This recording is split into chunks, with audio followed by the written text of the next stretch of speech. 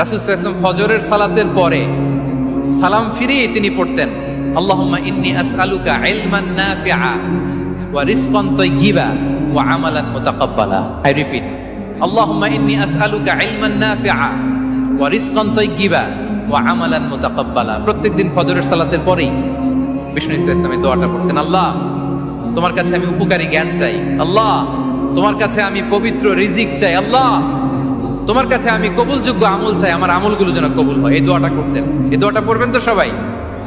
বিষ্ণু ইসলাম নিজে পড়তেন সকালবেলা, একেবারে দিনের শুরুতেই রিজিকের বরকতের জন্য দোয়া করে তিনি ওনার ডে স্টার্ট করতেন। কোরআনে অনেক আয়াতে রিজিকের জন্য দোয়ার ব্যাপারে পাওয়া যায়, আমরা সেদিকে যাব না। সাইয়েদনা ঈসা আলাইহিস সালাম তিনি বলেছেন, আল্লাহ আকাশ থেকে মায়েদা পাঠান। ওই আয়াতের শেষে বলেছেন, ওয়ারযুকনা ওয়া আনতা খায়রুর রাযিকিন, আল্লাহ আপনি আমাদেরকে রিজিক দিয়ে ধন্য করুন, আপনিই তো রিজিক দাতা।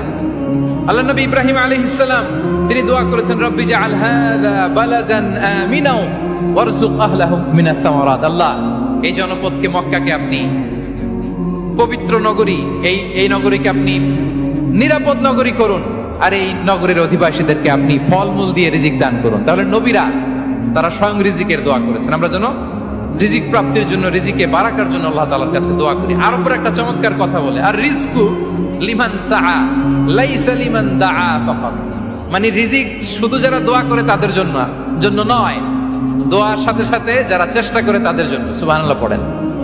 দোয়ার সাথে দাওয়ার দরকার আছে না নাই?